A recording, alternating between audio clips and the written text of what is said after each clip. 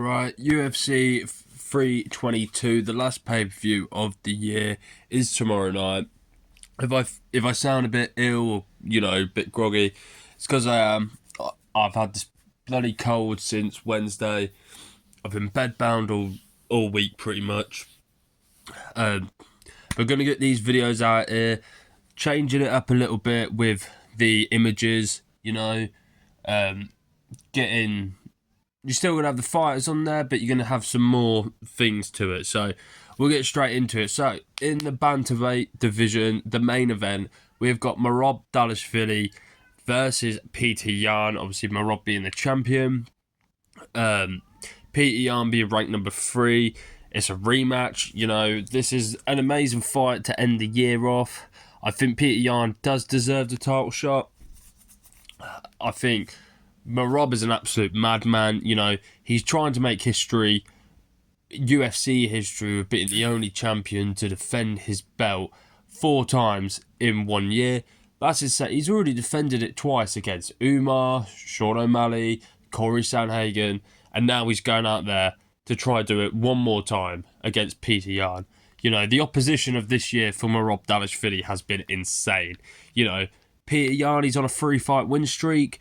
Against Song Yudong, Figueiredo, then Marcus McKee. So Petr Yan's on a good 3-fight win streak, all against ranked opponents. The Figueiredo win was really impressive as well. That was a good fight to watch. If you haven't watched it, give it a watch. But you know how we do it. We're going to talk about their records. We're going to talk about where do I think these guys are going to be better at. We'll talk about their resumes, their good wins, their losses, and all that. So let's get straight into it.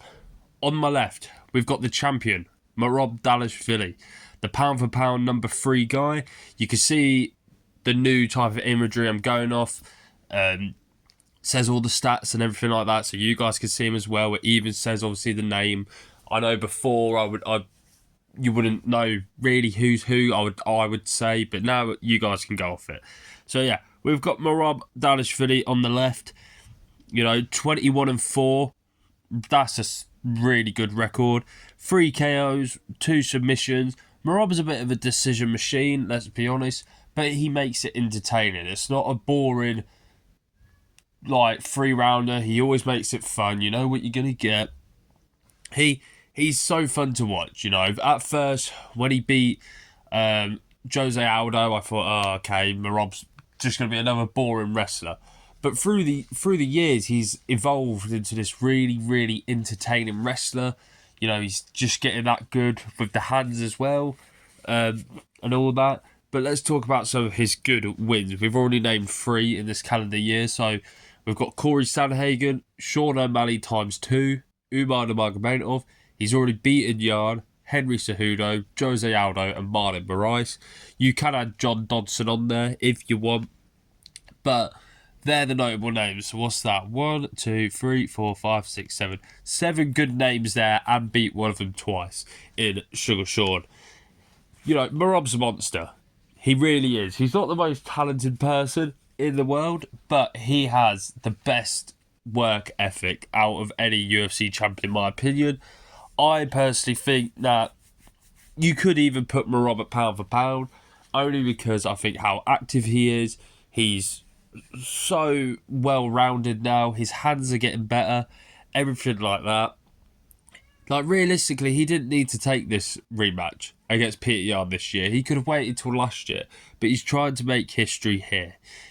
Some of the notes I've got, so obviously, like I said, he's trying to make history here with 4 title defences in 1 year. He's got insane stamina and cardio. We all know that. He is non-stop pressure. That's another thing. Insane pressure I've got. His hands are getting better as well. Last time out we see him against Corey Sandhagen. He dropped Sandhagen and nearly got a KO finish. Amazing wrestling. We all know Merab. He will just take you down, let you back up to take you down again.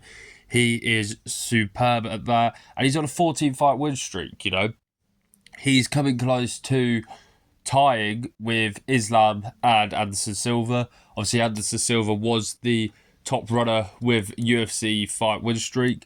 Then Islam's tied it with 16 as well, so it's 16-16. Merab's at 14. If he wins this, it'll be 15.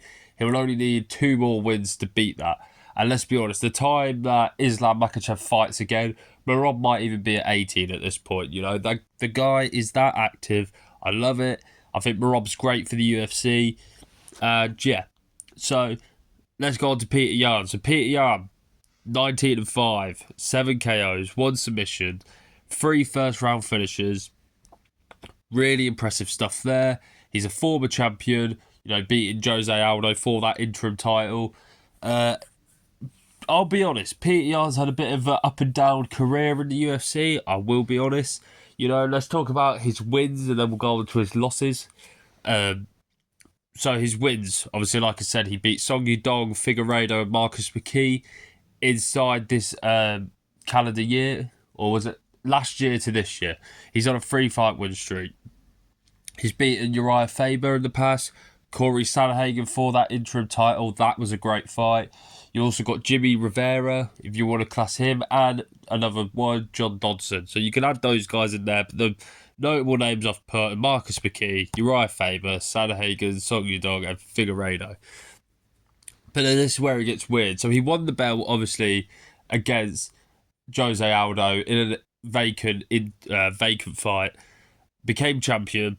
Aljamain Sterling, his first title defence. You know, he's battering Aljamain Sterling, and then all of a sudden he landed an illegal blow. And I still, to this day, think that was intentional. There's no way you'd do that. So we got a DQ against Aljamain. Aljamain became the new champion. Petr Yan, obviously, we all know Petr Yan should have won that first one because he was winning, but he ruined it for himself, let's be honest.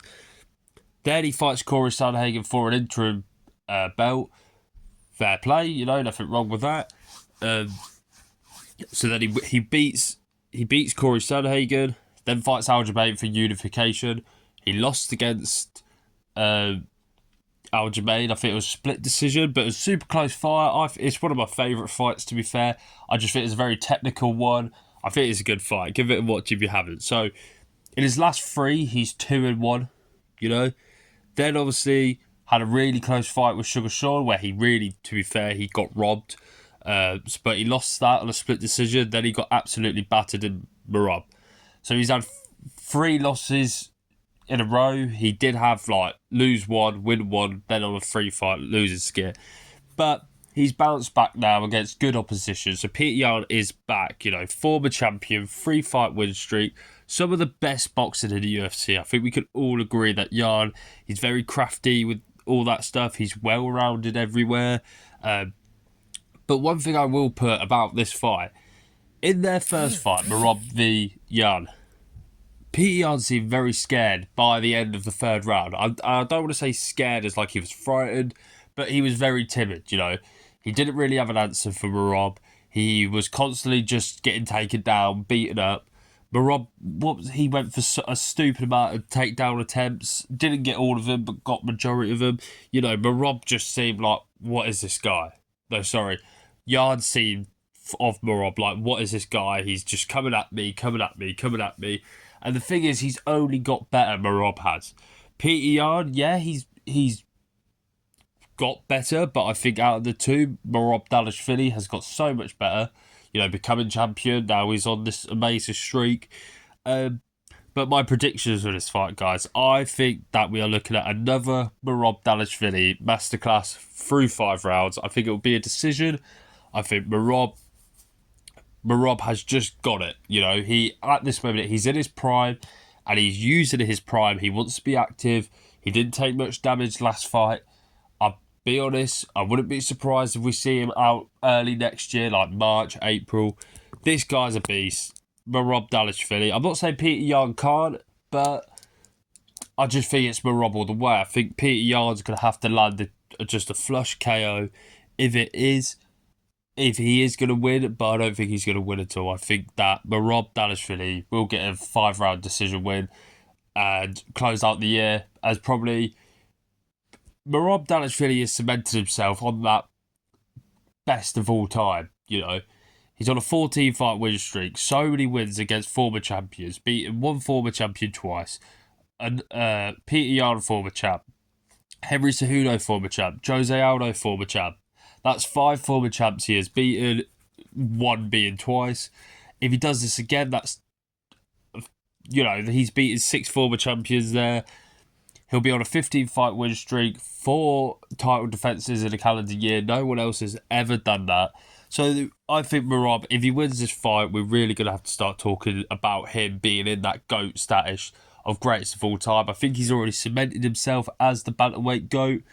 But yeah, so let me know what you guys think of this fight. Sorry if I sound really rubbish, but I am ill. But yeah, let me know what you guys think. I'm going with Merab. I think on a decision win. Let me know what you guys think in the comments below. Like, subscribe, all that business in a bit.